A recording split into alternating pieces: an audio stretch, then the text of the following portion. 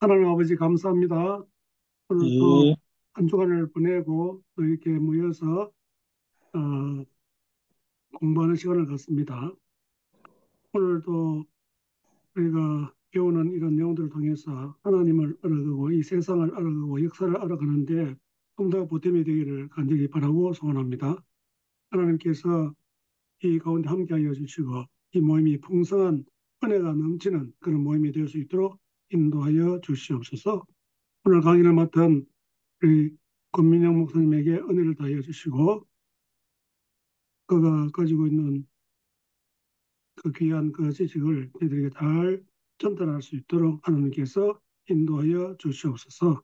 감사하며 우리 주 예수 그리스도 이름으로 기도드립니다. 아멘. 아멘. 네.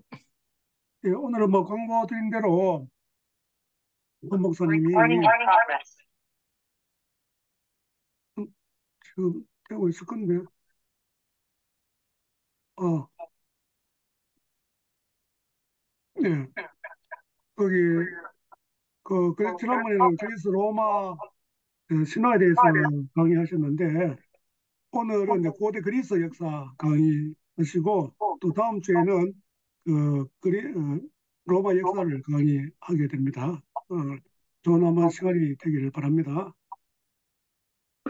예, 반갑습니다. 우리 지난달에는 그리스 로마 신화를 했습니다.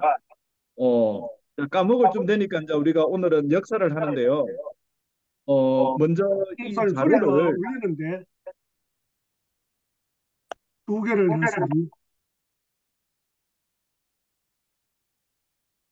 지금도 울립니까? 예, 약간 울립니다. 예, 잠시만요.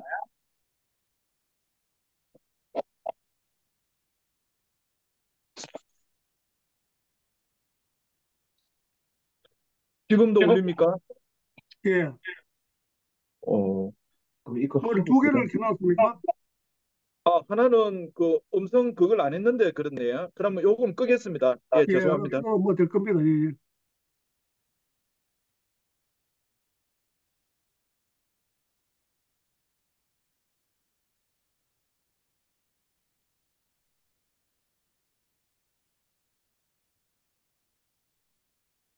예, 지금은 괜찮습니까?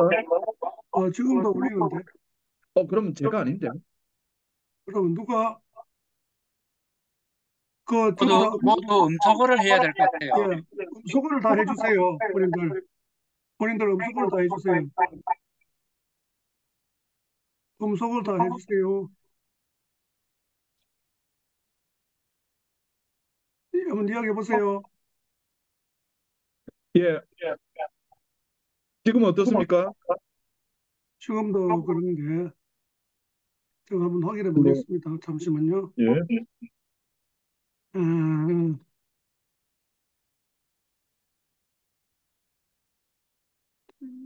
봅시다.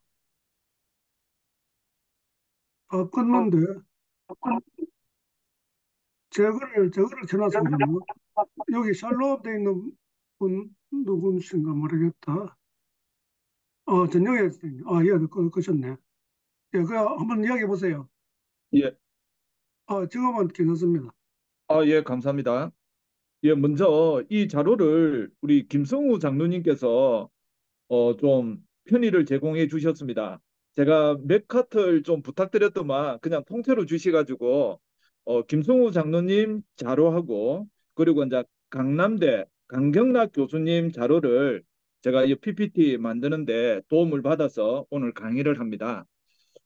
먼저 오늘 강의는 고대 그리스 역사에서 우리가 시대를 구분해서 한번 조망하고 그 다음은 페르시아 전쟁부터 펠로폰네소스 전쟁 그리고 알렉산더 동방원정 디아도코의 시대까지 연속선상에서 우리가 한번 사고할 수 있는 걸 한번 해보도록 하겠습니다. 왜 그러냐면 시대 구분은 우리가 역사의 후배로서 공부하기 편하기 위해서 시대 구분을 하는 건데 실제로는 한 사건이 그 다음 사건으로 연결이 되거든요. 그래서 이번에는 우리가 과거 학창 시절에 어, 부분으로 알고 있던 그런 사건들을 연결해서 한번 사고하는 걸 해보도록 하겠습니다. 그럼 먼저 고대 그리스 역사입니다. 고대 그리스 역사는 5시대로 구분할 수 있습니다. 제일 먼저는 에게 문명 시대입니다. 에게 문명 시대는 BC 2000년경부터 BC 1200년 정도까지. 이거는 학설에 따라 다를 수 있습니다만 제가 대체로 이제 따르겠습니다. 그리고 두 번째 시기는 암흑 시대입니다. 그러니까 크레타 문명과 미케네 문명이 무너지면서 문자가 없어서 그랬는지 약 400년간, 그러니까 BC 800년까지 기록이 남아있지 않습니다. 그 기록이 남아있지 않는 그 시대에 이제 후기 청동기 시대에서 어디로 넘어가느냐면 철기 시대로 넘어갑니다. 그리고 이 암흑 시대에서 상고 시대, 다른 말로 고졸시기라고도 합니다. 그러니까 태동, 아주 태고 시절의 시대라고 하는데 이걸 그리스어로는 아르카익 시대라고 하는데 이때가 바로 상고 시대가 다음 문화의 황금기인 고전 시대를 준비하는 상고 시대 또는 고졸 시대, 아르카이c 시대라고 하는데 이때 폴리스가 형성됩니다. 폴리스가 형성되고 그리고 그리스는 지중해성 기후이면서 전 국토의 80에서 90%가 산악지대이기 때문에 어, 정착민들이 먹고 살기 힘드니까 해외 식민지를 건설합니다. 해외 식민 도시를. 그리고 이 폴리스가 독립적이고 그리고 배타적인데 뭐가 있느냐면 동족 의식이 있습니다. 그래서 그 동족 의식을 강화하는 차원에서 BC 한 760년경부터 고대 올림픽 제전이 이루어집니다. 그리고 이제 우리가 잘 알고 있는 대로 호메로스의 일리아드와 오디세이아 그리고 헤시오도스의 신통기 이런 작품들이 나옵니다. 그리고 이 상고 시대를 마감하는 사건이 뭐냐면 아주 중요한 페르시아 전쟁이 있습니다. 그리고 이 페르시아 전쟁을 마감하면서 그 다음 시대로 넘어간 게 고전 시대인데 위기는 또 하나의 기회라고 이 위기를 잘 극복하니까 그리스 특별히 아테네의 황금기가 찾아옵니다. 그리고 원래부터 영원한 1등이었던 스파르타와 2등이었던 아테네가 사이가 좋지 않으니까 전쟁으로 이어지는데 그 전쟁이 바로 펠로폰네소스 전쟁입니다. 그러니까 페르시아 전쟁은 이민족이 쳐들어오는 전쟁이라면 이 펠로폰네소스 전쟁은 그리스 안에서의 내전과 같은 겁니다. 이 펠로폰네소스 전쟁은 이의제입니다. 자, 우리가 학창 시절에 배웠던 거와는 다르게 이 펠로폰네소스 전쟁에 누가 개입하느냐면 페르시아가 개입합니다. 그러니까 이의제의 전법을 쓰기도 하고 그리고 스파르타도 아테네도 몰락을 가는 사건이 바로 펠로폰네소스 전쟁입니다. 그래서 저 이방 그러니까 야만족 취급을 받았던 마케도냐의 필리포스 왕이 그리스를 통일을 하고 그 뒤를 이었던 아들 알렉산더 대왕이 동방 원정을 떠나는 것이 떠나서 제국을 건설하는 것까지가 고전 시기입니다. 고전 시대. 그리고 이제 마지막이 뭐냐면 헬레니즘 시대인데 알렉산더 대왕 사후에 알렉산더 대왕이 죽으면서 후계자가 누굽니까 이랬을 때 가장 강한 자가 내 후계자다 이래 놓으니까 그 후계자 계도 싸움을 하는 것이 디아도키 시대입니다. 그래서 제국이 분할되고 우리가 잘 알고 있는 대로 신구약 성경 시기에 해당하는 헬레니즘 문화를 낳고 그리고 이 헬레니즘 왕국들은 나중에 우리가 다음 시간에 배우게 될 로마의 흡수되어 버립니다. 그래서 그리스는 자치를 감춰버리고 거의 현대 그리스 국가가 태동할 때까지 계속 식민지로 전락했던 것이 그리스 역사입니다. 그러니까 우리가 고대 그리스 역사는 약 그 에게 문명 시대인 BC 2000년부터 클레오파트라가 악티움 해전에서 지는 BC 31년 여기까지가 고대 그리스 역사가 되겠습니다. 그럼 우리가 고대 그리스 역사를 왜 배워야 하는가? 자, 우리가 그리스 하면 민주정입니다. 로마 하면 공화정입니다. 자, 근대의 독일이 해동을 하면서 로마를 띄웁니다. 그리고 현대 미국이 민주주의의 기원을 찾아 올라가는 것으로서 어느 역사를 띄우느냐면 그리스 역사를 띄웁니다. 그래서 정치 체제의 민주적 그리고 그리스 철학, 자연과 이런 것을 추적 60분 하다 보니까 그리스가 서양 특별히 유럽의 중심이 되는 그런 상황이기 때문에 그리스를 알아야 그래 지난달에 우리 그리스 로마 신화와 그리고 오늘 배우는 고대 그리스 역사 그리고 다음 주에 배우는 고대 로마 역사까지 공부를 하면 유럽 중심의 사고가 어떻게 흘러왔는지를 우리가 알 수가 있고 그리고 이제는 유럽 중심 사고를 탈피할 수 있는 방법도 찾을 수 있는 겁니다. 그러면서 이 그리스는 여기가 요 그리스 반도인데요. 식민지 도시를 건설하는까지는 어디까지냐면 대강 요까지입니다. 한 요 정도 됩니다. 그러니까 거의 중심은 에게입니다.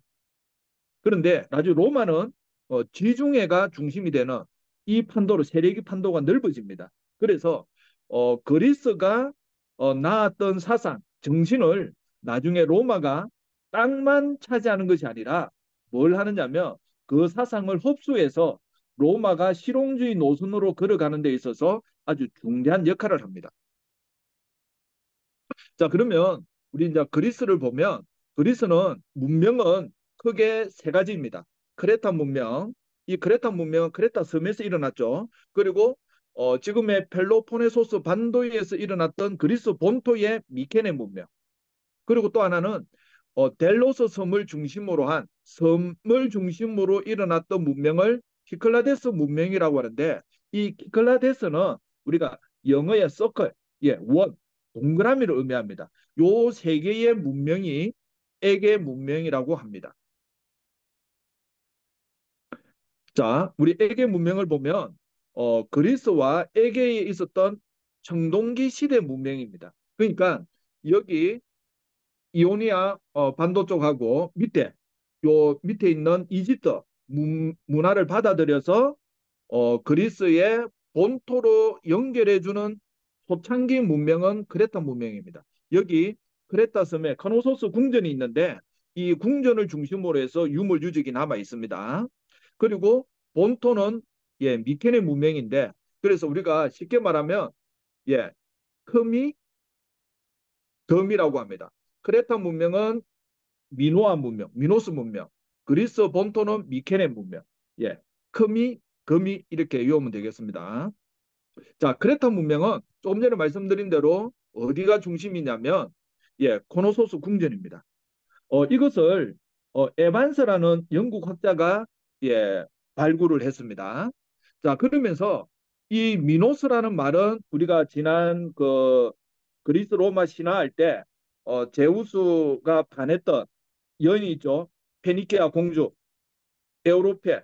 예, 그 공주와 제우스 사이에 난 아들이 미노스라고 합니다. 그러면서 이 미노스 왕은 세상 왕국을 건설했다고 추정할 수 있는데 이 미노스 문명이 나중에 파괴되는 것은 여러 가지 학설이 있는데 첫 번째는 지진과 해일에 의해서 이 크레타 크노소스 궁전이 붕괴됐다.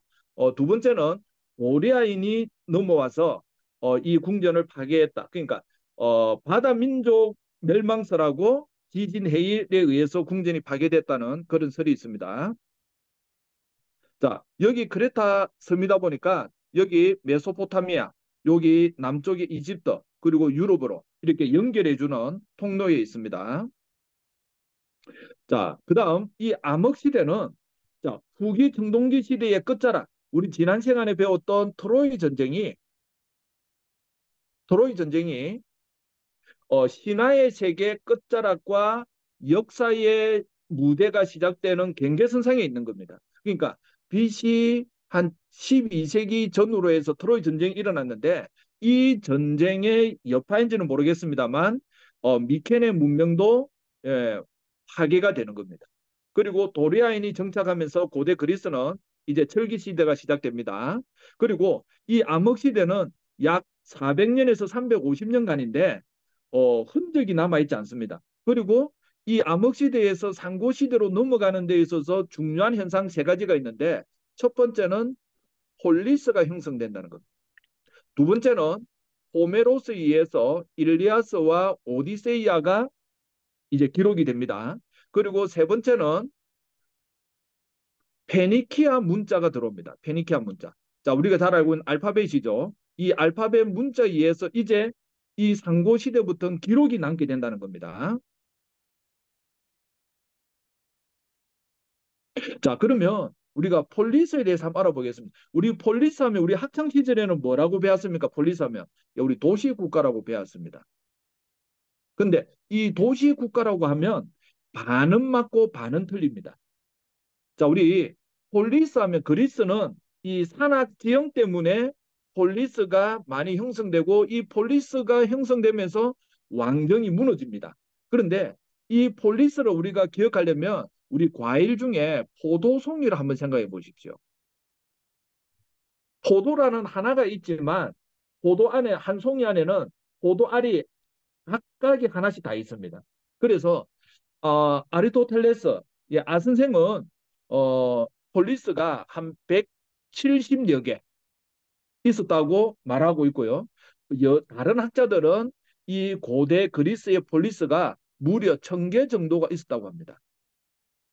그러니까 조그마한 수천 명이 주민이 되는 폴리스부터 수만 명이 되는 폴리스가 있는 데까지 우리 중국의 춘추 전국 시대에 수많은 나라가 있었던 것처럼 요 그리스라는 쫓겨난 지역에 수많은 폴리스가 있었다는 겁니다. 이 폴리스가 생성될 때에 민족의 대이동이 일어나는데 바로 크레타 문명이 파괴되고 미케네 문명이 파괴되는 겁니다. 그러니까 에게 문명이 파괴되는 거죠. 그리고 가도교적인 암흑 시대에서 오리엔트적 선진 문화가 파괴되고 그리스 고유의 문화가 창조된 기반이 마련되는데 이때가 뭐라고요? 호메로스의 일리아드하고 오디세이가 나왔다고 보는 겁니다. 자, 이렇게 폴리스가 발전하게 되는 지리적 조건은 산지와 바다로 둘러싸여 있는 자연 환경 때문입니다. 그러면 폴리스 하면 왜 도시 국가란 말이 틀리냐면 바로 성벽을 중심으로 한 중심부, 도시하고 그 성벽을 중심으로 성 밖에 있는 농경지까지 포함하는 것이 폴리스입니다. 그리고 이 도시 안에는 크게 두 가지의 중요한 장소가 있는데 하나는 아크로폴리스, 또 하나는 아고라가 있습니다. 아크로폴리스는 높은 언덕 위에 지어진 건물인데 거기는 처음에는 방어용으로 건설을 했다가 나중에는 신전을 활용하는 공동 건물이 구성되고요. 그다음에 아고라는 정치 집회나 사교장, 시장과 같은 시민생활 중심으로 이루어지는 공간입니다. 자, 여기가 바로 아크로폴리스입니다. 그리고 2번이 아고라 광장입니다. 그리고 이 시민들이 모여 있는 거 바로 옆에 그리스의 시비신 재단이 있고요. 그 네 번째 이 공간은 민중재판소고 다섯 번 행정관청이 있는데 오늘날 아테네의 파르테논 신전이 여기 보이는 겁니다. 자, 폴리스의 특색은 뭐냐면 그리스는 토지가 개인에게 아주 적게 배당이 됩니다. 적게 배당이 되는 시민 공동체이고 그리고 각 폴리스가 독립한 자치적 정치기구입니다. 그런데 여기는 제한적 평등이 있는데 부녀자나 외국인, 노예는 정치 참여가 불가능합니다. 자, 그러면서 분열은 하였지만 종교나 문화 습성으로 강한 민족의식을 견제하기 위해서 올림픽 경기를 실시하고 그리고 델피 신탁을 받습니다. 그러면서 이 폴리스의 발전과 함께 그리스는 해외 식민 활동을 활발하게 합니다. 그러면서 우리가 다음 시간에 배울 로마와 다른 점은 뭐냐면 그리스는 해외 식민 활동을 점을 형성합니다. 무슨 말이냐면 식민 도시만 건설하는 겁니다. 이것을 나중에 로마는 식민지를 건설, 속주를 건설하는데 이거는 선과 면으로 발전합니다. 그래서 지중해가 우리의 바다라고 할 정도로 지중해는 로마의 호수가 되면서 거대한 제국이 형성되는 겁니다. 자, 그러면서 이 식민 도시를 건설할 때 어느 계층이 이제 떠오르기 시작하냐면 시민 계층입니다. 평민 계층. 그래서 아테네 같은 경우에도 귀족과 시민 계급 간의 불화, 갈등 그런 가운데에 정치 체제가 발전하기 시작합니다. 특별히 이 시민 계층이 발전하게 된 두 가지 배경은 첫 번째는 상업이 발달하면서 평민 중에서도 부유한 자가 나오게 됩니다. 두 번째는 전술의 변화입니다. 이 전술의 변화에 의해서 팔랑크스 중무장하는 보병들이 출현하게 되면서 이 시민 평민들에게도 정치의 기회를 더 많이 보장해 줘야 되는 그런 상황으로 흘러가면서 아테네 같은 경우에는 귀족이 이제 시간이 흐르면서 귀족은 사라지고 시민 계층 그리고 나중에 이제 솔론이나 이런 사람들에 의해서 재산 정도에 따라서 신분의 계층이 네 계급으로 나눠집니다.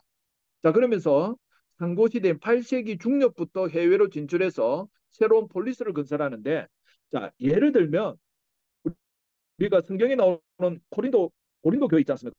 고린도스 같은 경우에는 아테네와 함께 식민 도시를 많이 건설하는데 아들 도시를 건설하는 겁니다. 그러면 이 아들 도시는 그 다음에 또 손자 도시를 건설하고 이런 식으로 식민 도시들을 지중해 연안에 많이 활발하게 건설을 하는데 이렇게 하는 이유는 식량 공급을 원활하게 공급받을 수 있도록 하기 위한 것도 많이 깔려 있습니다. 자, 그리고 어느 정도 퍼져 있었냐면 한 200년 동안에 소아시아 흑해, 서쪽으로는 지금 에스파니아까지 많은 식민지를 건설했습니다. 그래서 경제적으로 많이 팽창을 했죠. 그리고 식민지는 선진 오리엔트 문화의 영향을 받아서 본국보다 더 자유로운 활동을 전개합니다. 자, 여기서 이제 아테네 민주정치 발전사를 보겠습니다. 첫 번째는 왕정이었습니다. 그러니까 폴리스가 형성되기 전까지는 왕정이 주였는데 우리가 테세우스도 아테네의 건국자 테세우스도 왕이었지 않습니까? 그런데 폴리스를 건설하면서 귀족정으로 갑니다.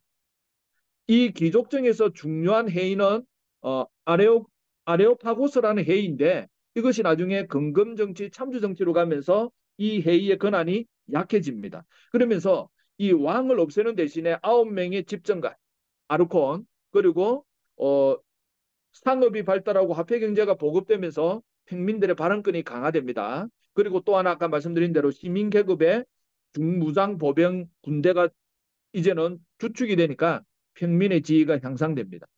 자, 그런데 BC 621년에 드라콘법이 입법이 되는데 이 드라콘법은 악법이었습니다. 왜 악법이냐면 사람을 살해한 자도 사형에 처하고 좀 도둑질을 했는데도 사형에 처하는 겁니다. 그러니까 가혹한 형벌이 시작되는 겁니다. 이것 때문에 누구의 개혁이 일어나느냐면 솔론의 개혁이 일어납니다. 이 솔론은 먼저는 경제적 개혁을 하고 그리고 정치적 개혁으로 이어지는데 이 정치 개혁이 왜 근건 정치라고 하느냐면 재산 소유에 따라서 신분을 네 계층으로 나누었습니다. 예, 첫 번째 계층은 우리로 말하면 그러니까 밀 한 500섬, 500섬을 가지고 있으면 펜타코시 오메딥노이라고 해가지고 국가의 최고의 직인 집정관에도 진출할 수 있고 그리고 기병을 전쟁에 있을 때는 기병으로 나갈 수 있는 겁니다.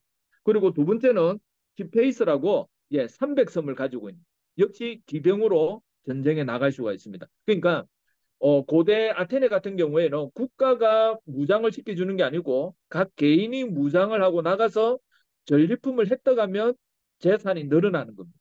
그리고 3계급이 제우키타인데 소 한 마리 정도 가지고 있는 정도예요. 근데 마지막 계층이 테테스라고 일용직 노동자입니다. 아무런 재산이 없는 겁니다. 근데 이 테테스 계층이 나중에 페르시아 전쟁, 특별히 살라미스 해전에서 3단 그 노선에 노를 저으면서 승리를 했기 때문에 이들의 정치적 발언이 세워집니다. 자, 이 솔론의 개혁에 의해서 첫 번째 경제적 개혁은 뭐냐면 귀족과 평민 간의 투쟁이 격화되고 채무에 의해서 노예가 급증하니까 공동체가 파괴될 우려가 있는 겁니다. 그래서 채무를 어, 모라토리엄 뭐 그런 식으로 채무를 이행 안 해도 된다. 그리고 6분의 1 이상의 가혹한 세금을 내는 농민들에게 완화시켜주는 그래서 채무가 소멸되고 토지 소유 상한선도 선정하고 그리고 재산 정도에 따라서 시민을 네 계급으로 나누어서 권리와 의무의 차이를 줍니다. 그리고 부유한 시민층은 이제는 귀족과 동일한 지위를 가지게 됩니다. 이것이 다음 주에 우리가 배울 로마와 다른 차이점입니다. 그러니까 아테네는 시민층과 귀족층 중에서 갈등이 있다가 귀족이 없어지는데 로마는 귀족이 없어지지 않습니다. 그리고 어, 이 솔론의 개혁이 급진자들에게는 온건한 개혁이었고 그리고 개혁을 원치 않는 기득권층에서는 또 그 개혁이 못마땅한 겁니다. 그러다 보니까 이 솔론의 개혁은 단기간에는 개혁이 실패한 것처럼 보였습니다. 그런데 장기로 가니까 솔론의 개혁이 빛을 발합니다. 누구 때문이냐면 다음에 등장하는 베이시트라토스라는 이 참주 때문에 이 솔론이 개혁한 그 정신을 이 참주가 정확하게 인지를 하고 아테네를 어, 솔론이 농업 국가에서 상업 국가 체제로 그리고 기술을 연마하는 쪽으로 아테네의 폴리스의 구조를 완전 바꿔버렸는데 이것을 일명 말하는 쿠데타로 정권을 잡은 베이스트라토스가 평민청과 결탁해가지고 이것을 제대로 시행을 하는데 첫 번째는 상공업을 장려하고 그리고 빈민을 구제해주고 그리고 농민들이 씨앗이 없으면 그것을 대어주어서 그러니까 빌려주고 농사를 짓도록 해주고 그리고 여러 좋은 점을 했고 그 다음에 디오니소스 제전도 열어줍니다. 그래서 비극대회가 시작됩니다. 그런데 이 사람이 뭘 잘못했냐면 권력을 남용해서 무너지는데 특별히 자신의 두 아들에게 권력을 세습해 줍니다. 권력을 세습해 주면서 두 아들 중에 차남이 죽고 장남이 살아남았는데 이 히피아스라는 아들이 아버지처럼 머리는 짜치면서 독재를 하려고 하니까 결국은 아테네에서 추방을 당합니다. 그래서 어디로 망명을 가느냐면 페르시아로 망명을 갔는데 나중에 페르시아가 마라톤 전투를 위해서 그리스 침략을 할 때 이 히피아스가 길 안내자로 옵니다. 예, 우리로 말하면 매국노죠. 예. 자, 그다음에 이 베이스트라토스의 이 개혁에서 더 박차를 가한 사람이 클레이스테네스라는 개혁가입니다. 이 사람은 혈연 중심의 4개의 부족을 지연 중심의 10개의 구역으로 나누어서 민주주의가 정착되도록 노력을 합니다. 그리고 제일 중요한 건 뭘 실시하느냐면 독재자 출현을 막기 위해서 도편주방법을 실시합니다. 그래서 어, 6천 표 이상의 도기에 그 깨진 도자기에 그 표가 나오면 10년간 추방을 당하는 겁니다. 자, 어, 제가 책 한 권을 소개하겠습니다. 더 그리스. 예, 우리 한글 번역은 고대 그리스인들입니다. 그리고 고 김진경 교수님이 그리스 문화사라는 이름으로 번역을 했는데요. 여기 저자가 키토라는 사람입니다. 키토. 어, 제가 언제부턴가 역사를 그냥 역사 서술 기술에 따른 스토리텔링을 하기보다는 역사를 제대로 판단하고 분별할 수 있는 힘을 그 사고를 길러야겠다고 생각을 했는데 요 키토 교수가 지은 고대 그리스인들에 보면 어, 고대 아테네가 이 폴리스밖에 안 되는 그러니까 전 인구를 다 합해도 10만이 안 되는 이 작은 도시 국가가 페르시아 제국을 어떻게 막아서 싸워 이겼을까? 거기에는 솔론, 페이스트라토스, 클레이스테네스라는 천재성을 가진 지도자를 만났기 때문이라고 적어 나왔습니다. 그러니까 이런 천재성을 가진 지도자들이 아테네의 정치 체제나 경제 체제나 이런 것을 완비를 해놨기 때문에 나라에 위기가 닥쳤을 때에 그 위기를 뚫을 수 있는 힘을 가지게 됐다는 거죠.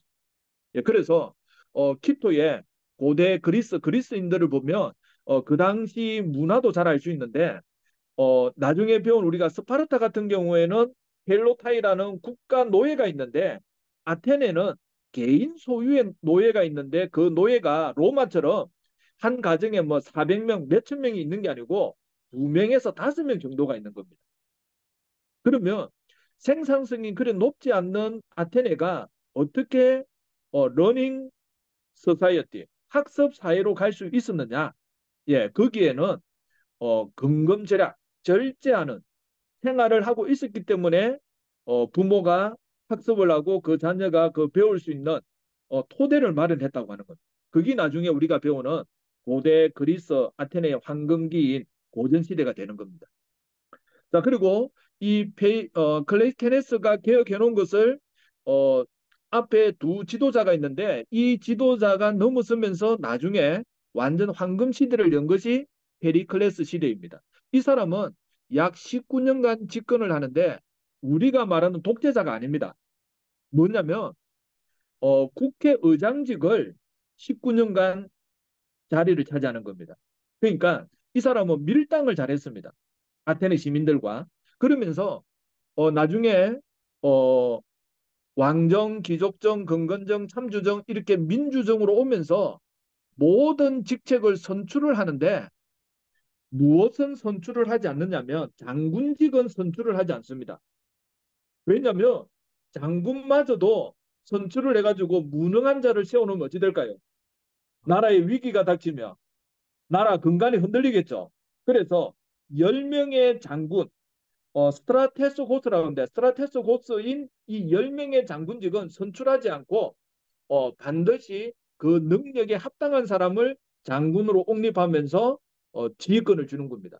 물론 그 장군의 지휘권을 주면서 권리를 주면서 의무를 제대로 이행하지 않으면 나중에 재판에 회부되기도 합니다. 그래서 아테네 민주정치의 원리는 직접 민주정치인데 제한 있는 직접 민주정치죠. 뭐냐면 18세 이상의 자유인 남자만 참정권을 가집니다. 그러니까 노예나 여자나 외국인은 참정권이 제외됩니다. 그리고 미네가 주로 주도를 합니다. 그리고 클래스테네스 때는 500인 회의인데 뭐 솔론 이럴 때도 400인 이는 왔다 갔다 합니다. 그리고 재판은 추첨으로 선출된 배심원이 다수결로 결의를 하는데 이게 재미있는 게 당일날 오전 아침에 배심원을 선출합니다. 우리로 말하면 어떤 미로 뭐 이 게임을 해가지고 그날 알 수 있도록 뭐 전날도 모르고 아침에만 딱 당일날 알 수 있도록 합니다. 예, 그리고 공직은 유권자 중에 선출되는데 임기는 1년입니다. 이걸 하는 이유는 무엇 때문일까요? 장기로 가면 독재자가 될 수 있기 때문에 독재 출현을 방지하기 위해서 이렇게 했습니다. 그런데 10명의 장군은 권한을 확대하되 선출하지 않았다는 겁니다. 자, 아테네와 비교 대조가 되는 게 스파르타입니다. 스파르타는 제가 처음에 헤로도토스의 역사를 보면서 제가 깜짝 놀랐는데요. 스파르타는 왕이 두 명입니다. 이 태양이 둘이가 있을 수 없는데 스파르타는 정치 체제가 아주 요상합니다. 그러면서 스파르타는 왕정이 아닙니다. 그렇다고 해서 귀족정도 아닙니다. 뭐냐면 과두정, 또 다른 말로 혼합정이라고 합니다. 그러니까 왕정, 귀족정, 민주정이 다 혼합되어 있는 겁니다. 이 스파르타 정치 체제에는. 자, 이렇게 된 데는 누구의 공이 크냐면 역사적 인물이다, 아니다, 전설적인 인물이라고 하는 니쿠르고스라는 사람 때문입니다. 이 니쿠르고스는 우리 동양의 주나라의 주공과 같은 인물입니다. 왕의 작은 아버지인데 우리나라의 세조처럼 왕위를 찬탈하지도 않고 자신의 조카가 성장해서 그 나라를 제대로 통치할 때까지 잠시 과도기 상황에서 위임받아가지고 통치를 하다가 조카가 장성하니까 뒤도 안 돌아보고 조카에게 왕위를 물려주고 유람을 떠난 사람입니다.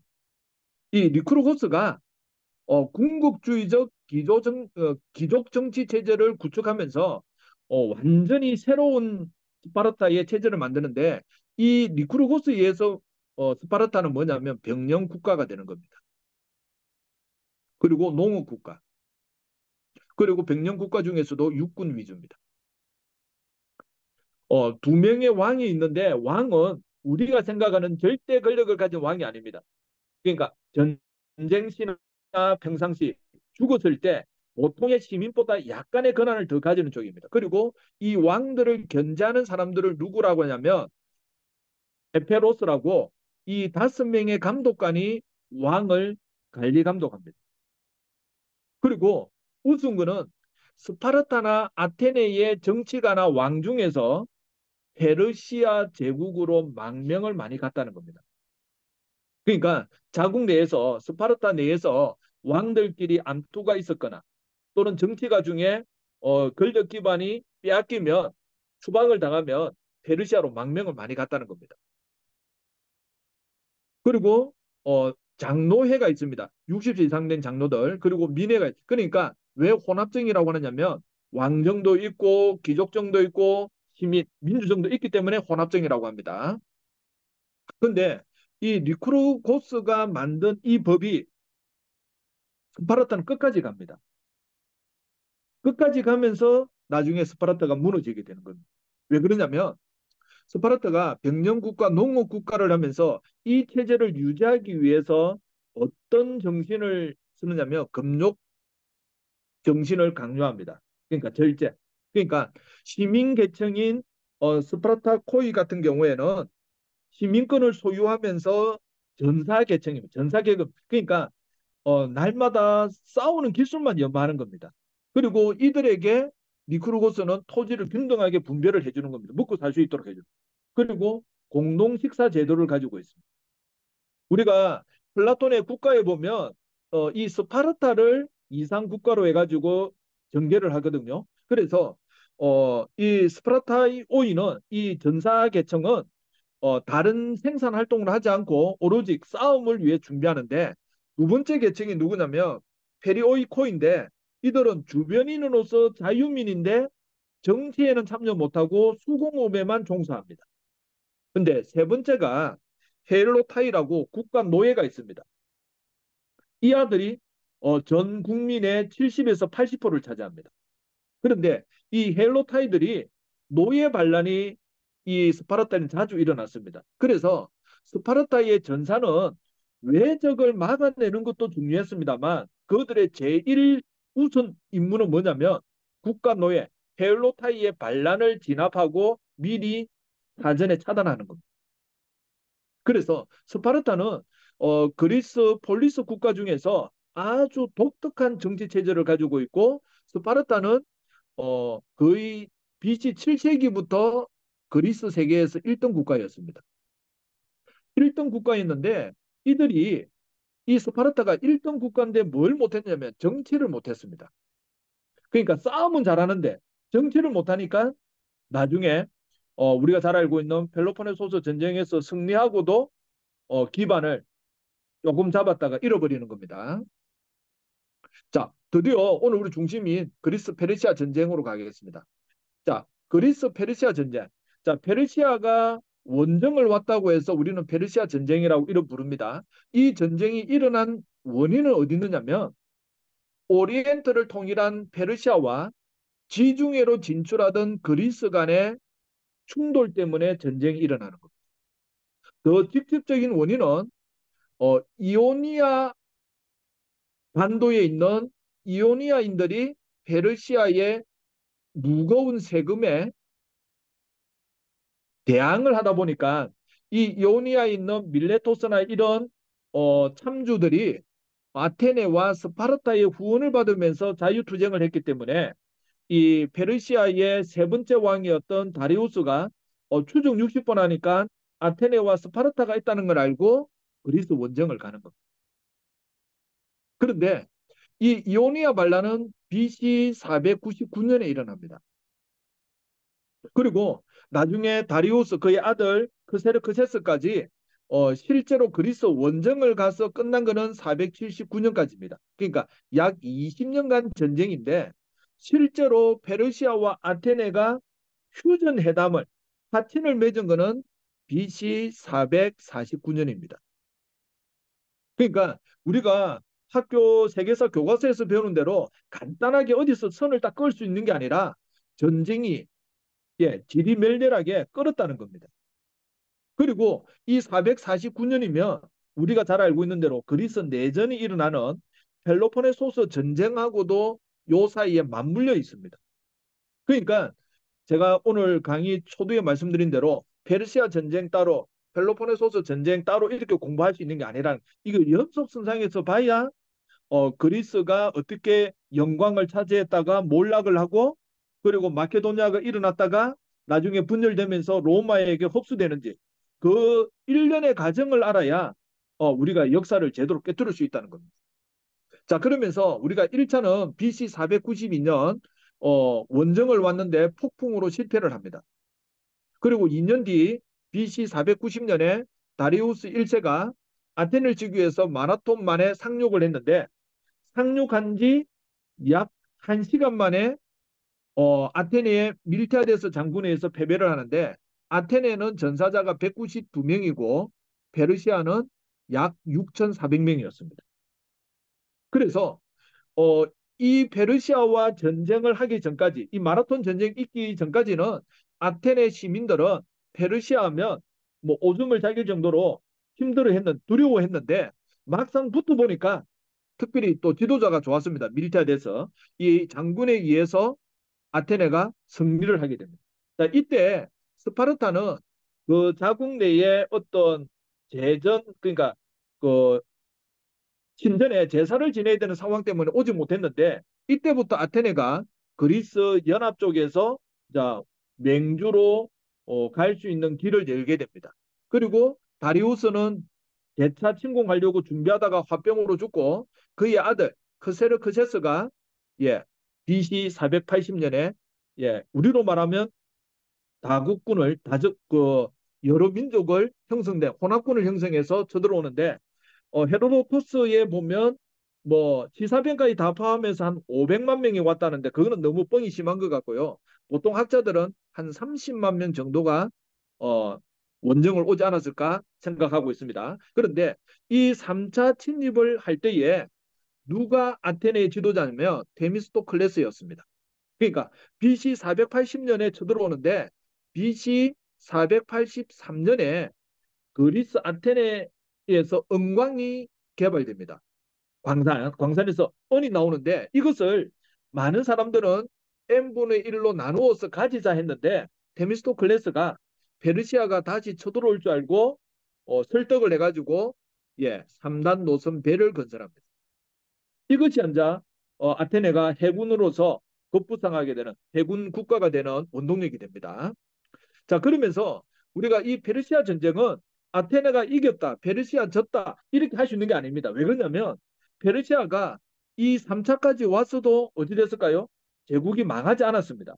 그래서 소규모 소극적인 승리이지 적극적 승리는 아닌 것입니다. 자, 그러면서 이 아테네는 위기가 기회가 되듯이 이제 황금시대가 도달하는데 우리가 잘 아는 대로 크세르크세스가 쳐들어왔을 때 테르모필라이 전투에서는 레오니다스가 300명하고 전사를 했습니다만 480년에 살라미스 해전에서 대성을 거둡니다.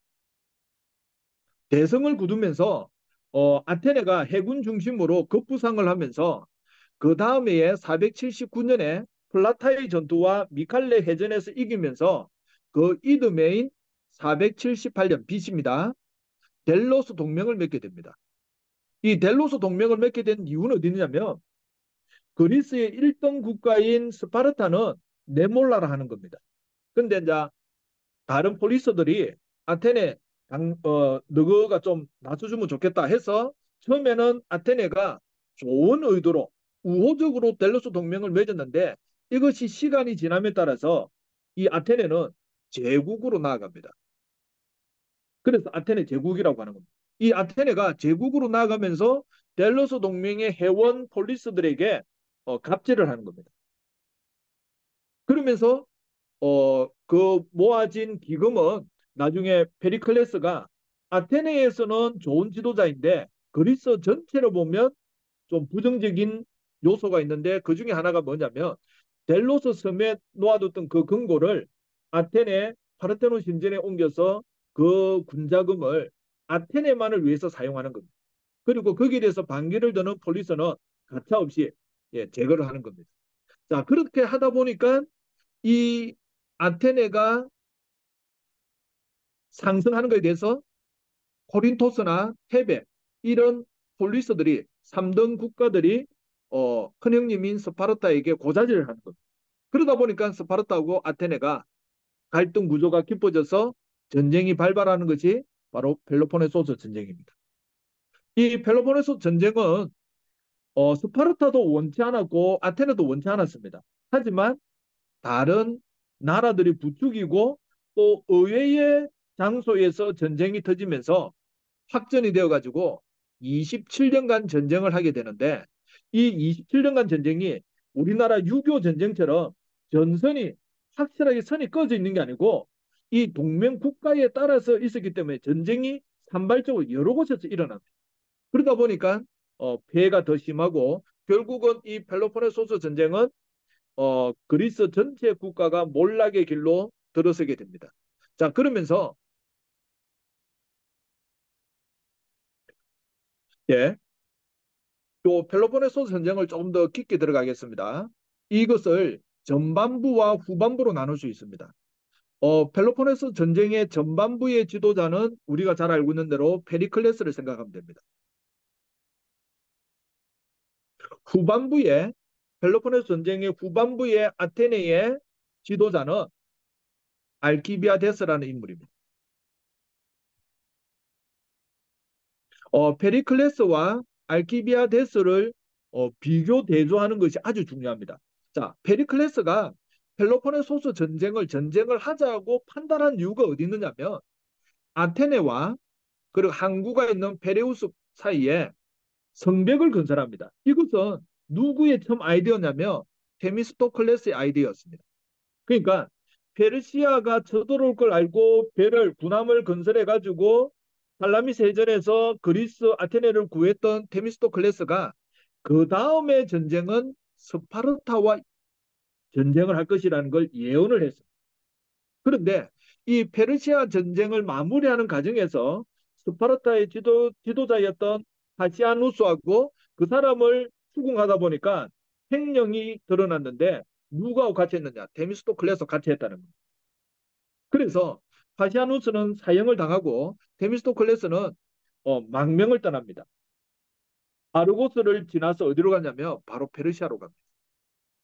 그 페르시아에서 망명을 하다가 나중에 정치적 코너에 몰리다가 어, 자결함으로 역사의 무대에 사라집니다. 그런데 이 데미스토클레스의 정책을 페리클레스가 그대로 이어받았습니다.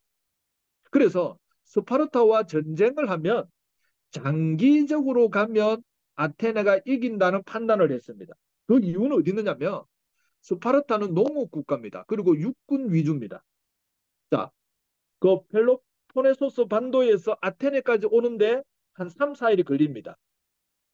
자, 걸어서 오기 때문에 그러면 예전에는 스파르타가 어떤 전쟁에 능하냐면 평지에서 평지에서 회전하는 전투는 짱입니다. 중무장 보병으로서. 그런데 뭐는 아직까지 기술이 발달하지 않았냐면 공성전을 준비하는 기술은 발전하지 않았습니다. 그래서 전쟁이 나면 페리클레스의 전략은 뭐냐면 요 인근에 있는 아테네 인근에 있는 농민들에게 전부 다 아테네 성 안으로 들어오라는 겁니다.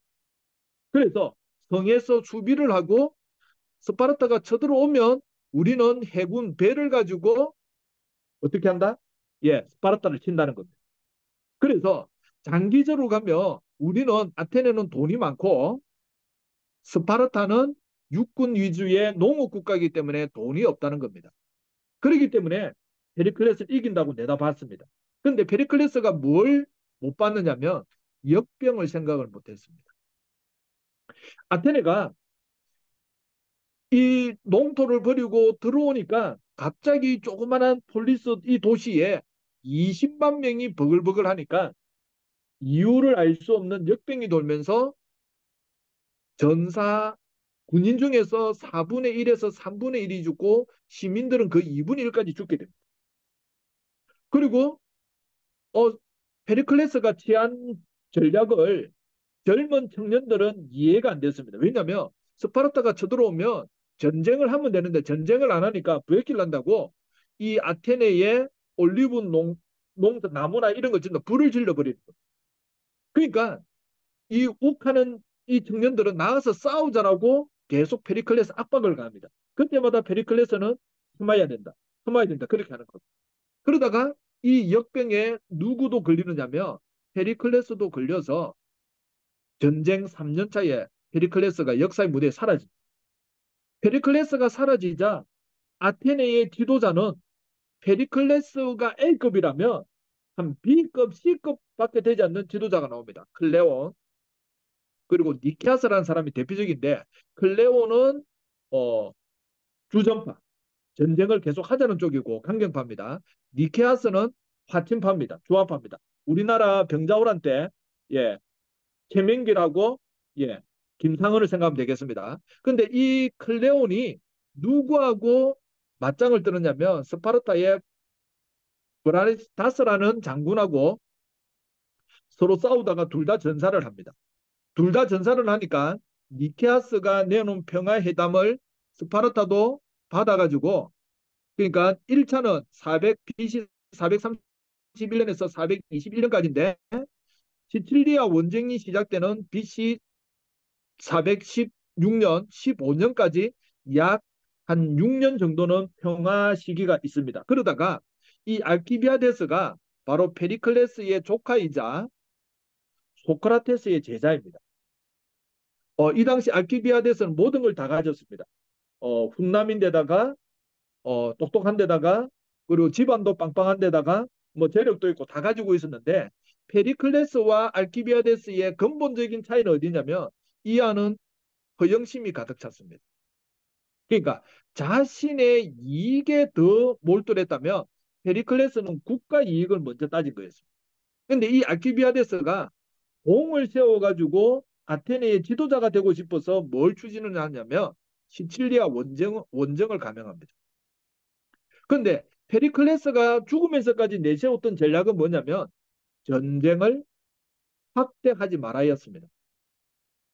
이 전선을 그대로 유지하든지 전선을 줄여야 되지 전선을 확대하면 절대로 안 된다 했는데 이 알키비아데스는 자신의 사리사욕을 위해서 전쟁을 확전하는 아테네 본국보다 몇 배가 더 큰 시칠리아 원정을 계획하고 그것을 스파르타나 다른 나라를 설득을 하고 꾀를 써가지고 이걸 성공을 합니다. 그래서 시칠리아 원정의 사령관에 니케아스와 알키비아데스가 공동 사령관이 됩니다.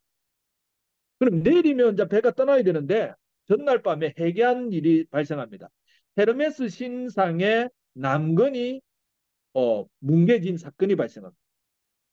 이거는 그 당시 신을 섬기는 사회다 보니까 아주 국가의 불운이 닥칠 거라는 전조로 생각하고 이것을 이제 재판에 회부를 하려고 하는데 이 알키비아데스가 장군이다 보니까 그것을 바로 체포를 하면 다른 파동이 일어날 것 같으니까 먼저 처음에는 보내줍니다. 보내주고 뒤에 소환장을 보내가지고 아테네 법정으로 출두하라고 하는 겁니다. 그런데 이 알키비아데스는 알았습니다. 아테네로 돌아가면 죽는다는 거예요. 그래서 이 친구가 어디로 가느냐면 스파르타로 망명을 갑니다. 스파르타 망명을 갔는데 거기서 스파르타가 받아줍니다. 왜 그러냐면 이 알키비아데스 집안이 스파르타 외교 사절단이 오면 모든 숙식을 제공하고 모든 것을 뒷바라지 해주는 집안이었습니다. 그러니까 스파르타와 어느 정도 친분이 있는 상태에서 지금 코너에 몰린 알키비아데스가 스파르타로 가가지고 스파르타를 위한 전략을 세워줍니다. 그게 뭐냐면 첫 번째는 지금 시칠리아 원정을 아테네가 갔는데 스파르타도 준비해서 보내라는 겁니다. 그래서 이 아테네가 시칠리아 원정을 성공하지 못하도록 막아야 된다는 겁니다. 두 번째는 스파르타가 늘 봄이 되면 아테네에 와가지고 성벽은 공략 못하니까 농토나 주택만 불을 지르고 돌아갔는데 그렇게 할 필요가 없다는 겁니다. 뭐냐면 아테네 근방에 데켈레이라는 요새를 건설하면 된다는 거예요. 요새를 딱 건설해가지고 이제는 1년 365일 아테네를 괴롭히면 된다는 거예요. 스파르타들이 생각 못한 것을 이 알키비아데스가 전략을 딱 내세우니까 그때부터 전세가 이제 역전이 되는 겁니다. 아테네가 시칠리아 원정을 갔던 모든 군대가 몰살을 당합니다. 그리고 이제는 본국인 아테네도 이 데켈레이아 요새에서 날마다 공격을 하니까 아테네가 힘을 못 쓰는 겁니다. 그럼 아테네가 망할 것 같은데 그때부터 BC 404년까지 계속 갑니다. 한 10년 이상을 버팁니다. 왜냐하면 동맹 국가에게 돈을 받아가지고 다시 군비로 채우는 겁니다. 자, 그러면서 이 알키비아데스가 스파르타에서 그러면 잘 정착을 해야 되는데 이놈이 사고를 칩니다. 아기스 왕의 아내 왕비를 임신을 시키는 겁니다. 아기스 왕이 전장터에 간 사이에 그런 사고를 친 겁니다. 그러니까 아기스 왕이 알면 자 사단이 나니까 이 알키비아데스가 어디로 망명을 가느냐면 페르시아로 망명을 가요. 이제는 페르시아 가가지고 뭐라고 하느냐면 자 스파르타가 해군이 없으니까 육군만 가지고 안 된다는 걸 알고 페르시아에게 군자금을 받아서 해군을 건설했습니다. 그러니까 이 페르시아로 망명한 알키비아데스가 페르시아 총독에게 뭐라고 하느냐면 오늘부터 그 노자비하는 그 사람들에게 월급을 주지 말라는 거. 아니 월급을 한 6개월 정도 미라라는. 그러면 스파르타가 페르시아 말을 잘 들을 거라. 페르시아는 이때까지 그런 생각을 못했는데 알키비아데스가 이런 생각을 넣어주니까 어떻게 했을까요?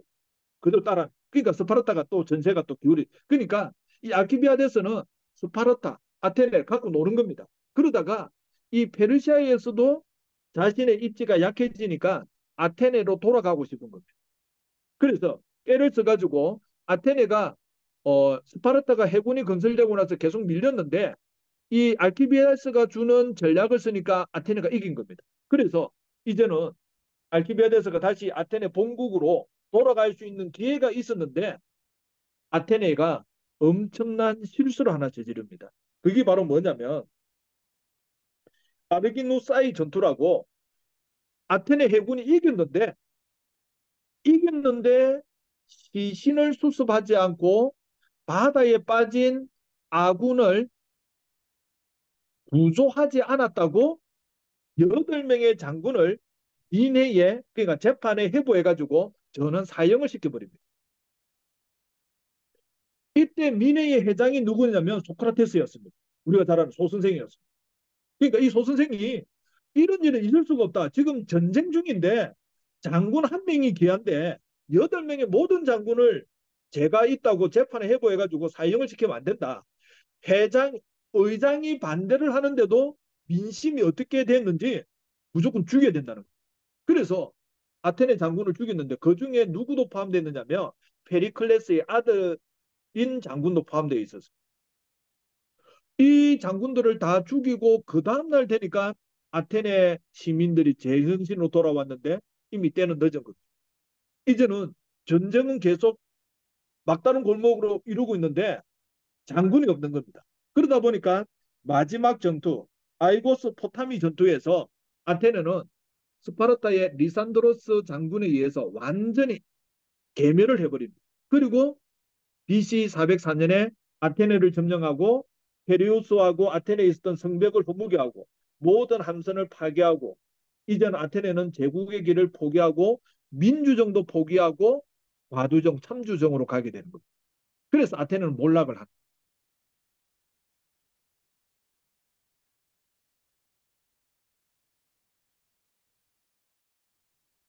예, 이게 테미스토클레스가 건설했던 아테네하고 페레우스 항구 사이에 건설했던 성벽입니다.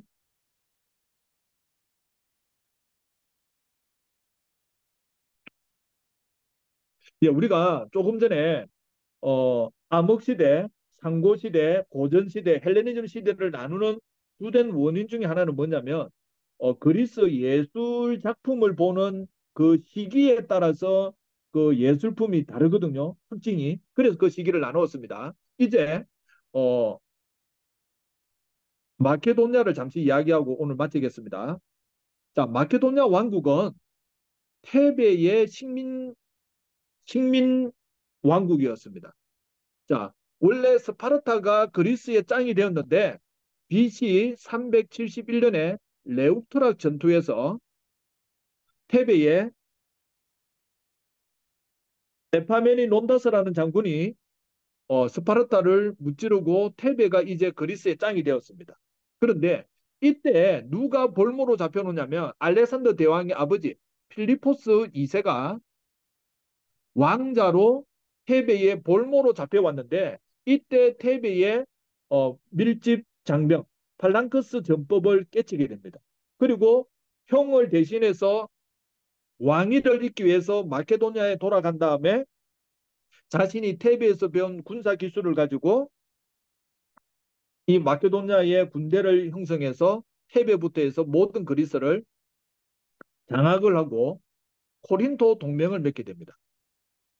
이 코린토 동맹을 맺은 이유는 어디 있느냐면 자, 이 마케도니아가 역사적으로 아픈 과거가 있습니다.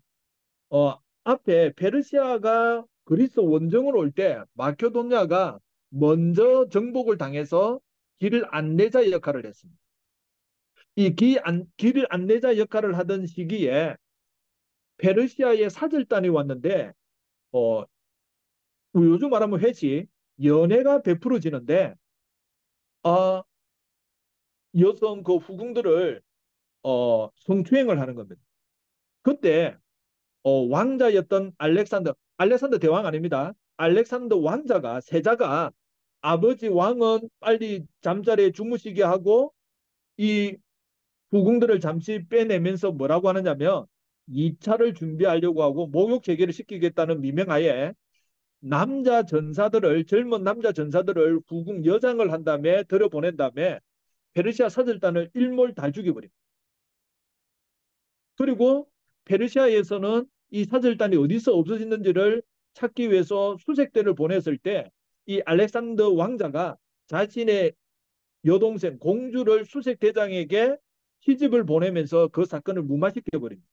그러니까 마케도냐는 페르시아가 그리스 원정으로 올 때 아픈 과거가 있었는데 이 빌리포스 왕에게 이 소크라테스라는 그 당시 학자가 이 사람이 플라톤 아카데미보다 먼저 학교를 세우고 연설을 잘하는 사람을 키우는 학교를 가지고 있었는데 이 소크라테스가 필리포스 왕에게 편지를 보내면서 뭘 주장하냐면 범그리스주의를 내세웁니다. 이제는 우리가 페르시아를 치자는 겁니다. 동방 원정을 가자는 겁니다. 거기에 필리포스가 응했는데 이 코린토 동맹을 맺고 이제 원정을 가야 되는데 암살을 당해서 죽고 20살에 알렉산더가 왕이 되어서 페르시아 원정을 가는. 이 페르시아 원정을 가면서 이 알렉산더는 딱 세 번의 전투를 하면서 페르시아를 접수합니다. 첫 번째는 어, 그라니코스 전투를 하고요. 그러니까 헬레스폰토스로 해협을 넘자마자 한 번 전투를 하고 그 다음에는 이집트와 후방을 정리를 한 다음에 이수스 전투에서 이기고 마지막 세 번째는 가우가멜라 전투에서 이기면서 페르시아를 접수를 합니다. 그리고 계속해서 인도 북부 지방까지 갔다가 병사들이 더 이상 진군을 거부하자 돌아왔는데 예, 누구는 암살이라 하고 누구는 병으로 죽고 어쨌든 요절을 합니다. 그것이 요즘 알렉산더 대왕이 동방 원정은 갔습니다만 알렉산더 제국이라고는 할 수가 없는 거예요. 왜냐하면 거의 정복을 하다가 거의 끝나버렸기 때문에. 그런데 그가 일찍 죽자 말자 문제는 어디 있느냐면 그의 후계자 구도 디아도코의 시대 때문에. 그래서 처음에는 한 사람을 위주로 해서 통일 국가를 건설하자. 아니다, 분할하자.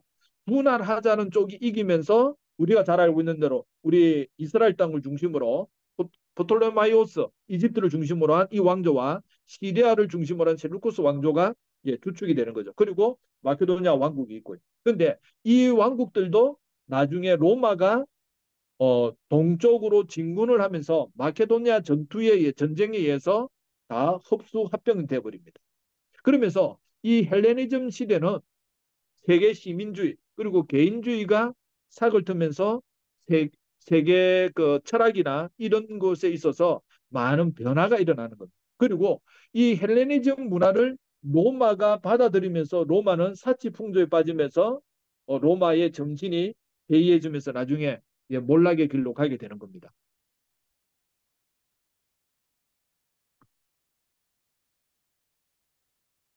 예, 제가 오늘 강의는 여기까지 하도록 하겠습니다.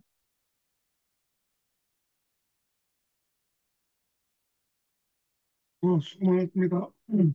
아닙니다. 예, 예. 예, 제가 더 하려고 하다 보니까 시간이 애매해가지고, 예. 예. 그러면, 짧은 시간에 많은 내용을 이렇게 우리가 듣다 보니까 좀 이게 정리도 좀 잘 안 되고 하는 그런 부분이 없잖아 있는데, 나중에 또 개별적으로, 이제 다시 한 번 더 보고 이제 복습을 하시면 될 것 같은데, 오늘 그 강의를 들으면서 뭐 좀 궁금하다든지 좀 이해가 잘 안 된다든지 하는 그런 부분들이 있으면 좀 질문을 하시면 좋을 것 같습니다.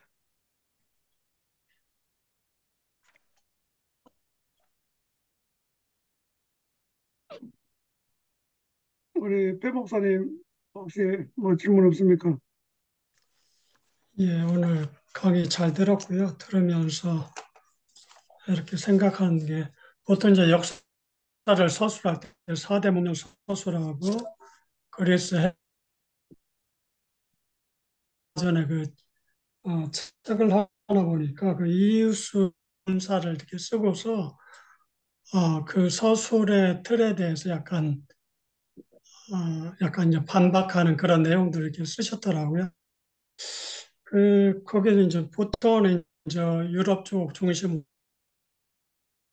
오리엔트 중동을 중심으로 놓고 이렇게 서술하면서 그런 역사에 대해서 약간 이제 반대 의견 비슷한 걸 펴는데 그런 부분에 대해서는 어떻게 생각하세요? 어, 목사님, 예, 인터넷 사정 때문에 그런지 조금씩 끊겼는데 한 분만 더 말씀해 주시면 예, 예. 감사하겠습니다. 예, 예. 보통 우리가 이제 역사 공부를 할 때 유럽 중심이라든지 예를 뭐 동양이면 중국 중심으로 이렇게 하게 최근에 나온 책을 보니까 그 이희수 교수가 인류 본사라는 책을 썼고 그 책에서는 중심을 유럽이 아닌 그 중동을 중심으로 놓고 이야기를 하면서 책 제목 본사라 그렇게 나왔거든요. 그런 측면에서 볼 때 그러니까 유럽 중심으로 안 보고 중동 중심으로 봤을 때 현재 이야기되는 그 역사들이 그 역사들에 대해서 어떻게 좀 생각해 볼 수 있는가 약간 예. 좋은 지적입니다. 안 그래도 저도 요즘 우리가 탈유럽 중심 사고를 이제 벗어나야 된다. 그래서 뭐 인류 본사도 있고 뭐 예를 들면 1820년까지 동양이 앞서다가 1820년 이후로 영국이 석탄과 식민지라는 걸 가지고 급부상하면서 이제 서양 주도의 역사가 전개됐다고 하는데 지금 21세기 와서는 다시 동양이 역전시킬 수 있지 않느냐라는 그런 이제 안건도 나오는데 자, 오늘 제가 고대 그리스 역사였기 때문에 우리 변 목사님이 지적하시는 대로 오리엔트 문명이나 그러니까 메소포타미아 문명, 뭐 이집트 문명을 제가 빼고 시작을 했습니다. 자, 그 영향을 받은 것까지 하면은 더 이제 전개가 달라질 수 있는데 그 중에서 자, 페르시아 전쟁을 이전까지는 어, 자유를 주장하는 그리스, 특별히 아테네 중심으로 한 자유국가가 노예 근성을 가지고 있는 페르시아 제국 대군을 막아냈다, 뭐 승리했다. 서양이 동양보다 앞서는 우월감을 가지고 있다. 그런 식으로 전개하는 게 많은데 저는 오늘 이제 그까지는 말씀을 드리지 않았고요. 다만 페르시아가 원정을 와서 실패했다더라도 페르시아는 망하지 않고 그 이후로 어, 150년 이상 더 진행이 되는 겁니다. 그러니까 페르시아가 자국에 다른 문제가 있어서 무너지는 거지 그 그리스 원정을 와서 실패했다고 무너지지는 않았다는 거. 그러니까 우리가 좀 더 역사적 좀 더 객관화해서 볼 수 있는 힘을 가져야 되지 않을까. 예, 그런 측면에서는 제가 인류 본사라는 책은 아직 읽지 않았습니다만 그런 근간으로 보면 우리가 과거 학창 시절에 배웠던 일방적인 그런 것보다는 유럽 중심 사고보다는 오늘 제 강의에서도 그 정도는 그런 걸 감안해서 페르시아에 대해서도 제가 이야기를 좀 나누지 않았나 생각이 듭니다. 그래서 이 페르시아 전쟁만 말고 펠로폰네소 전쟁까지 봐야 될 이유가 되냐면 페르시아가 그때만 해도 가진 게 돈이었거든요. 그래서 스파르타와 아테네를 분자금을 가지고도 EJ 전략을 써서 스파르타와 아테네가 둘 다 무너지게 하는 그런 걸 가져오게 됩니다. 예. 답이 됐는가 모르겠습니다. 예. 예, 예. 예, 또 질문이 있으시면 마이크 켜시고 질문을 하시면 좋겠는데, 없으면 제가 공윤수 원장님 혹시 오늘 강의 들으시면서 궁금한 거라든지 있습니까? 마이크. 예,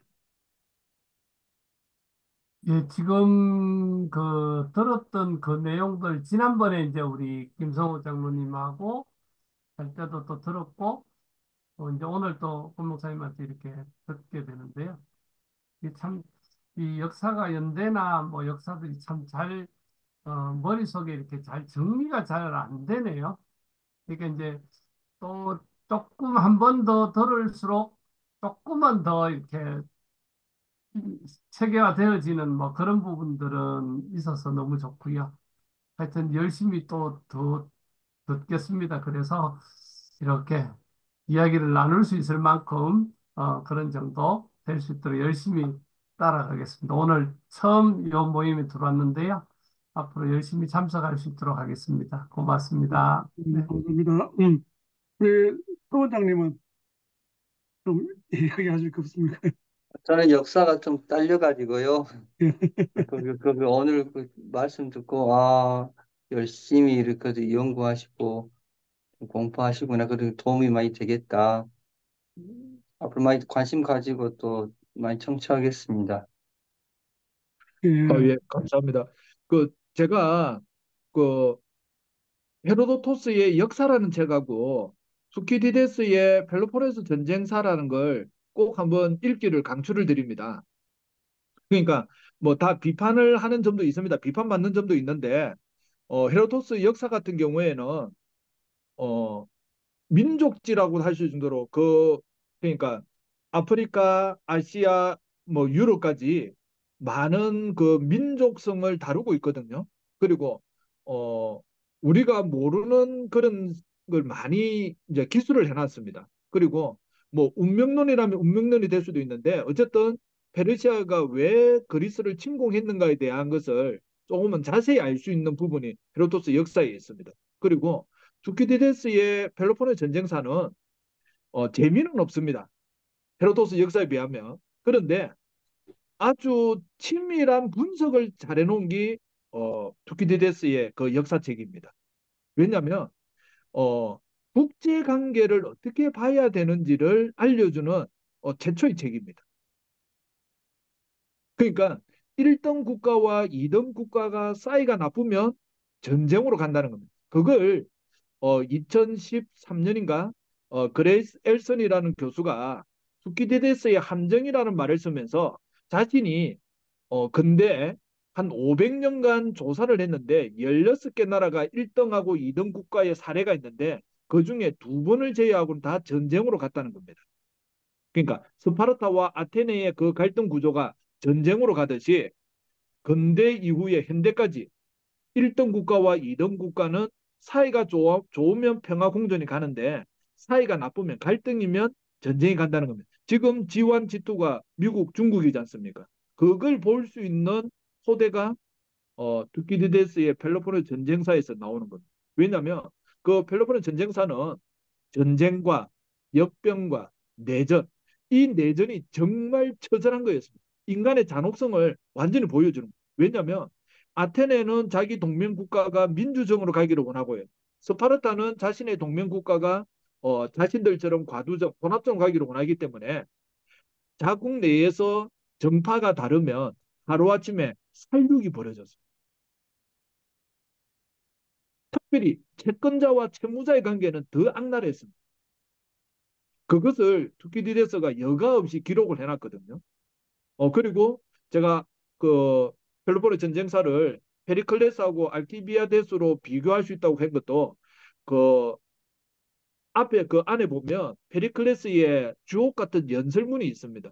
그런 걸 보면 페리클레스는 어떠한 마음으로 국가를 통치하려고 했는지, 그리고 알키비아데스는 자신의 이익을 위해서 나라도 이용할 줄 아는 그런 영악한 인물이었다는 것. 그리고 소크라테스가 왜 법정에서 젊은 청년들을 현혹해서 그 제목으로 죽을 수밖에 없는 이유가 그 소크라테스 변론에서는 안 나옵니다만 이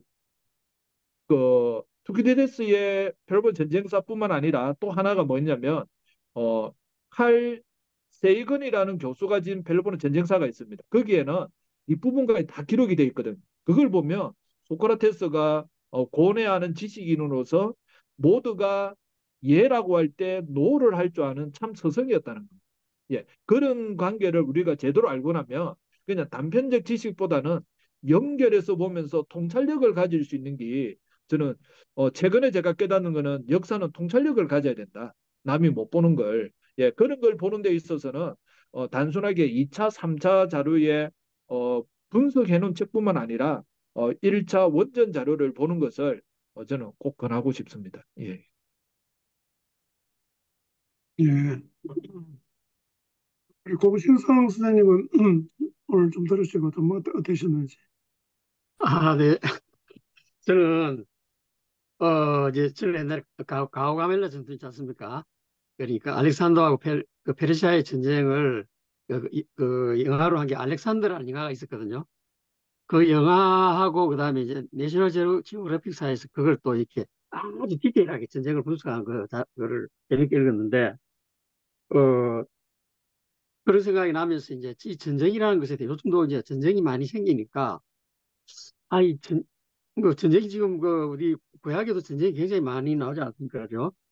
그래서 이 전쟁과 하나님의 승리는 어떤 관계 있을까라는 게 이제 그 머릿속에 많이 이렇게 지나간다는 느낌이 들었습니다. 그래서 이런 생각이 순간적으로 들었습니다. 그 만일에 우리가 이제 역사를 되돌릴 수는 없지만은 만일에 뭐 세 나라를 두고 페르시아가 전쟁이 이겼다면은 이스라엘 역사는 어떻게 됐을까? 또는 뭐 아테네가 이겼다면은 아니면 또뭐 스파르타가 이겼다면 그 각각의 나라들이 승리했을 때에 이스라엘 역사가 어떻게 됐을까를 한번 가상의 어떤 시나리오를 만들어 본다면은 지금 우리한테도 이제 반수할 역사를 되돌아볼 수 있는 기회가 될 수 있지 않겠나. 예를 들면 지금도 아까 금방 이야기하셨지만 우리나라는 지금 상당히 그 4대 강국 속에서 끼어가지고 고뇌하는 나라일 수밖에 없는데 그런 면에서 이제 우리가 전쟁을 여러 가지로 분석해 보면 많은 이제 우리나라에 도움이 될 것이다. 또 그게 우리의 기도 제목이 될 것이다. 이런 생각이 들었습니다. 근데 어쨌든 오늘 제가 확실하게 느낀 거는 제가 고등학교 회사 시간에 역시 잠을 잤다는 것을 확실하게 느끼게 됩니다. 네. 그때 잠 안 자도 경험은 다 잊어먹습니다. 예. 우리 이철 교수님은 좀 어떠셨는지 모르겠습니다. 예, 오늘 아주 흥미있게 잘 들었습니다. 특히 이제 전쟁사는 굉장히 재미가 있네요.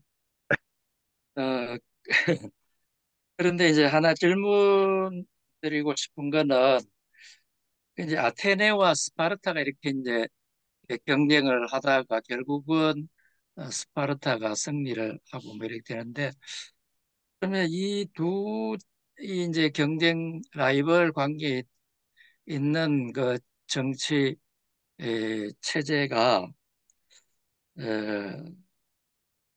이참 어떻게 보면 이게 뭐 스파르타가 더 좋은 정치 체제인가 뭐 이런 생각도 뭐이 사례만 보면은 또 할 수도 있는데 어, 지금 우리에게 어떤 교훈을 줄 수 있다면은 뭐 어떤 게 될 수 있을까요? 이 우리 어, 경쟁을 하다가 결국은 스파르타가 승리를 했다.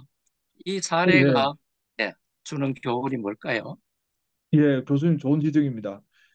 아테네 하면 아까 전에 서두에 제가 해군이 강하다 했지 않습니까? 근데 마지막 전투가 해전에서 졌거든요. 그러니까 페르시아 전쟁도 그렇고 펠로폰네소 전쟁도 그렇고 뭘 경계하냐면 히브리스, 예, 자만, 교만, 오만함을 가지고 있으면 그 나라는 그 사회는 망한다는 겁니다.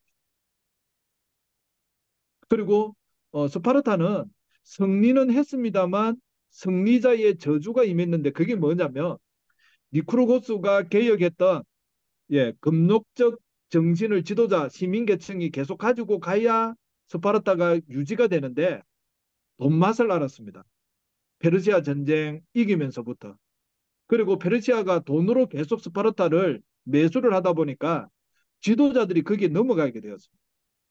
그러니까 스파르타가 나중에 아테네를 이기고 짱이 되었는데 나중에 페르시아가 그 돈을 가지고 했다는 걸 다른 폴리스 국가가 알게 되면서 스파르타의 입지가 약해지거든. 그러니까 영원한 강자는 없다. 영원한 강자는 없는데 특별히 히브리스 자만하면 바로 몰락의 길로 간다. 그러니까 아테네가 해군으로 성장했다가 해군으로 몰락을 했어. 예. 답이 되는 건 모르겠습니다, 교수님. 음. 예, 아주 좋은 답이 되겠는데요. 근데 어떤 정치 체제의 차이가 그 승패에 영향을 줬을까요? 그것도 어느 정도는 있습니다. 아까 전에 제가 그 장군들 그 8명 이제 그러니까 그리스 시민의 입장은 이해는 되더라고요. 왜냐하면 그 살아있는 사람을 바다에서 구조하는 거하고 시신을 수습하지 않으면 그들은 좋은 곳으로 못 간다는 그런 민간 신앙이 있었더라고요. 그런데 전쟁의 위기 상황인데 아무리 화가 나고 분노가 나지만 장군들을 다 죽이는 거는 과연 제정신인가? 그러니까 민주정이 오용되면 중무정으로 가지 않습니까? 그러니까 아테네가 뭔가 잘못 판단할 때에 중무정치가 판을 쳤다는 거. 그리고 이제 스파르타는 저는 이제 이것으로 답을 좀 대신하겠습니다. 그 마키아벨리의 군주론에 보면 프랑스가 이탈리아를 전쟁에서는 이겼는데 정치는 젬병이라서 프랑스가 나중에 손해를 보게 되거든요. 그러니까 스파르타가 전쟁은 잘하는 나라였는데 정치는 젬병이었습니다. 특별히 아테네 같은 경우에는 말을 잘하는 지도자, 연설을 잘하는 지도자를 계속 배출했는데 스파르타는 어떤 관행이 있었냐면 말수가 적어야 된다는 겁니다. 그러니까 의사소통이 되고 누구를 설득하고 하려면 뭐 장광설까지는 가지 않더라도 설득할 수 있도록 어느 정도 의구사나 이런 게 돼야 되는데 스파르타는 그런 체제가 아닌 좀 과묵한 관습이 있는 그런 체제다 보니까 어, 전쟁에서는 이겼습니다만 정치를 잘 몰라서 스파르타가 그리스를 맹주 역할을 못해서 나중에 스파르타도 하얀 곡선을 걷지 않았나 그런 생각을 해봅니다. 예. 아, 예, 아이고, 감사합니다. 예. 제가 이제 이해하기는 이제 이 교수님이 질문한 논지는 이제 정치 체제가 어떻게 전쟁에 이기고 지는데 큰 영향을 주지 않았나 이제 그런 질문이었잖아요. 그런데 이제 그거 아마 뭐 중요할 겁니다. 할 건데 이게 전쟁이라고 하는 그 자체가 워낙 다양한 그 요소들이 거기에 이제 들어가잖아요. 이제 경제력도 있어야 되고, 또 인적 자원도 있어야 되고, 아니면 또 그 나라의 그 국민성이라 해야 되겠나? 뭐 이런 것도 좌우가 될 거고, 또 어떤 지형이라든지 이런 것도 이제 영향을 미칠 거고, 그 전쟁할 때 그 A 나라가 B 나라보다 어떤 부분에서 더 앞섰다, 뭐 더 뒤떨어졌다 하는 이런 그 요소들이 있기 때문에 어느 한 요소만 가지고 그 전쟁에 이겼다, 졌다 이렇게 하기는 상당히 힘들지 않겠나 하는 그런 생각은 좀 이제 들긴 들어요. 그럼에도 불구하고 정치 체제가 큰 영향을 미칠 거라고는 좀 이렇게 좀 추측은 돼요. 예. 그러니까 전체주의 국가하고 또 민주주의 국가하고 여기 싸움했을 때 어떨까? 뭐 여러 가지 경제적인 거 여러 가지 어떤 지정학적인 어떤 문제가 있긴 있겠지만 어 그거는 이제 케이스 바이 케이스이지 않겠나 하는데 그런 좀 생각은 들긴 듭니다. 그 당시에 국가의 어떤 여러 나라의 어떤 그 국제적인 역학관계 이런 것도 있을 거고 그래서 한마디로 이야기하기는 좀 힘들 것 같다 하는 그런 좀 생각은 드네요. 예, 제가 우스운 이야기를 하나 하자면요. 펠로폰네소스 전쟁이 있었던 그 시칠리아 원전 가운데에 시라쿠사하고 아테네의 해군이 붙는 해전이 있었습니다. 그런데 시라쿠사는 해군을 건설한 지 얼마 안 됐습니다. 아테네는 어, 베테랑들이 노를 젓고 하는 그런 전사가 있는 아테네 군대였는데 아테네가 졌거든요. 왜 졌느냐면 오전에 전쟁을 열심히 하다가 점심때가 된 겁니다. 점심때. 서로 앉아 전쟁을 그만두고 점심을 먹고 다시 싸워야 되는 겁니다. 근데 시라쿠사는 이미 작전을 썼는데 시장에서 우리로 말하면 식사 배달을 한 겁니다. 그러니까 우리로 말하면 12시 땡 했을 때 벌써 시장에서 음식이 배달돼 가지고 뭐 금방 다 먹은 겁니다. 근데 아테네 병사들은 이제 전쟁을 이제 수도하고 이제 밥을 하기 위해서 불을 지피고 이제 뭐 이렇게 기다리고 있는데 시라쿠사 군대가 다시 쳐들어오는 겁니다. 그 밥도 못 먹고 나가서 하다 보니까 배심이 약하면 적게 돼 있지 않습니까?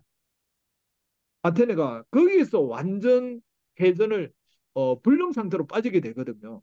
음. 그러니까 지도자의 전략 그리고 나중에 스파르타의 리산드로스가 시기 질투를 받아서 스파르타 사령관에서 해임됐는데 나중에 페르시아가 뭐라고 하느냐 반설을 다느냐면 리산드로스가 사령관이 되지 않으면 군자금 대주지 않겠다 하거든요.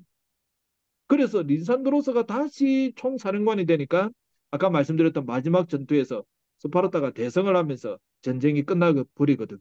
그러니까 지도자의 역량도 아주 좀 중요한 것 같습니다. 예. 제가 볼 때는 아주 중요할 것 같습니다. 예, 저 저는 역사를 공부하면서 약간 이제 다른 관점으로도 좀 이렇게 생각을 해봤는데요. 인류 본사 보면서 그리스 보고 또 저 로마 부분도 나오는데 그 로마에 맞선 제국이 그 파르티아가 500년을 맞섰다고 얘기하더라고요. 그런 관점에서는 로마를 보면서 파르티아를 같이 보면은 로마를 좀 더 잘 볼 수 있지 않을까 그런 생각을 좀 해보고요. 또 한 가지는 이제 아직 그냥 제가 책을 사놓고 보진 않았는데 실크로드 세계사라고 해서 이것은 이제 동방을 중심으로 놓고 이야기를 이렇게 전개를 하더라고요. 그래 그런 측면에서 어, 어, 일반적인 그 세계사 측면하고 또 이희수 교수의 인류본사 또 이 작가가 쓴 그 실크로드 세계사를 통해서 동방적인 관점에서 이렇게 뭐 그리스 로마를 본다든지 이렇게 보면 훨씬 더 이렇게 대조해 가면서 이렇게 역사가 이렇게 그리스 로마 역사가 잘 드러나지 않을까 그런 생각을 좀 해봤습니다. 예, 사실 예, 감사합니다.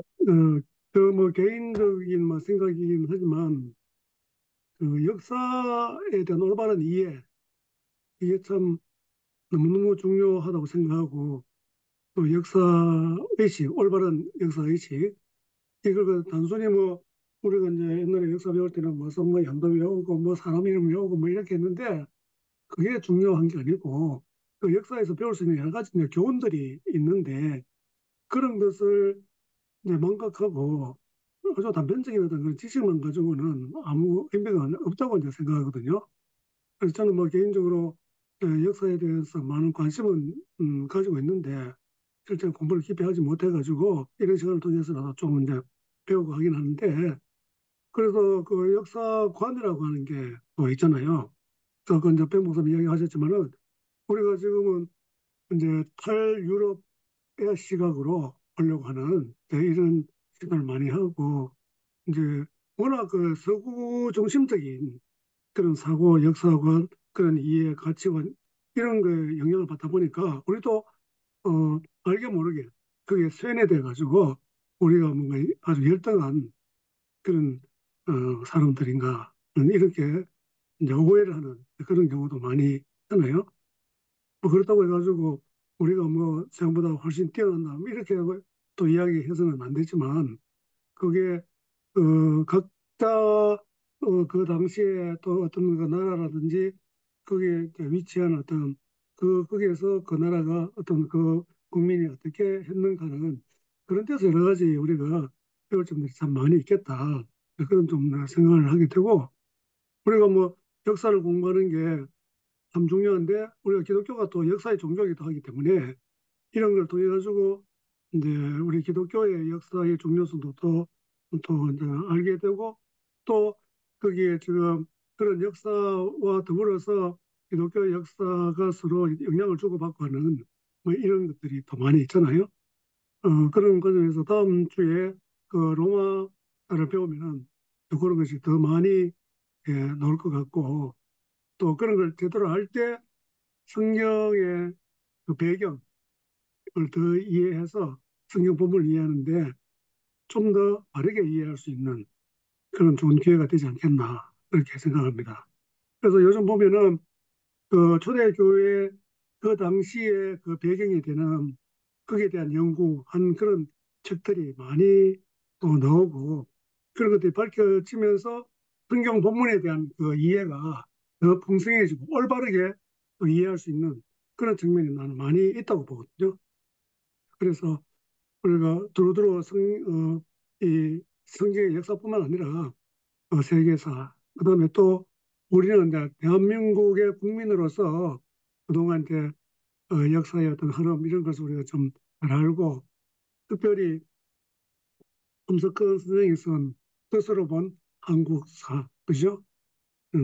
그거 제가 그때 읽었나? 하여튼 기억이 잘 안 나는데 상당히 그게 그참 감동이라 되겠나? 하여튼 그 역사에 대한 그 눈을 좀 뜨게 하는 그게 하나님 그게 그 뜻이라는 게 하나님의 뜻을 이제 이야기하고 있는 거잖아요. 그래서 우리가 좀 기독교인의 입장에서 하나님의 일하심이 어떤가 이런 것도 우리가 좀 생각해 볼 수 있는 그런 좋은 기회가 되면 좋겠다 하는 그런 생각을 해보게 됩니다. 예, 예. 예, 제가 아까 전에 그 강의한다고 그 하나 빼먹은 게 있습니다. 그 스파르타가 몰락하게 된 이유 중에 하나가 뭐냐면 전사계층, 그 시민계층이 숫자가 계속 줄어들거든요. 그러니까 음, 리쿠르고스가 이제 입법 음, 개혁을 했을 때만 해도 한 9천 명 정도 됐는데 나중에 몰락할 때는 1,000명도 안 됩니다. 몇백 명밖에 안 됩니다. 음, 그리고 이제 계속해서 헬로타이 이 국가 노예 쪽에서 반란이 일어나고 또 뭐 자연재해 그리고 이제 더 중요한 거는 스파르타의 전법을 다른 폴리스도 벤치마킹 해가지고 그 전법을 선다는 겁니다. 음, 예.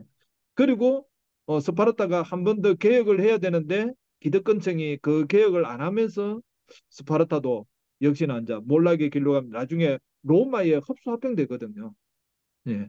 그래서 어 우리가 이제 아테네 같은 경우에는 스파르타고 있으면 우리가 아테네 쪽에 뭐 손이 좀 가는 게 있는데 그 이유는 아테네는 기록이 남아 있어 가지고 어느 정도 우리가 볼 수 있는 근거 자료가 좀 있는데 스파르타는 기록 자료가 거의 없습니다.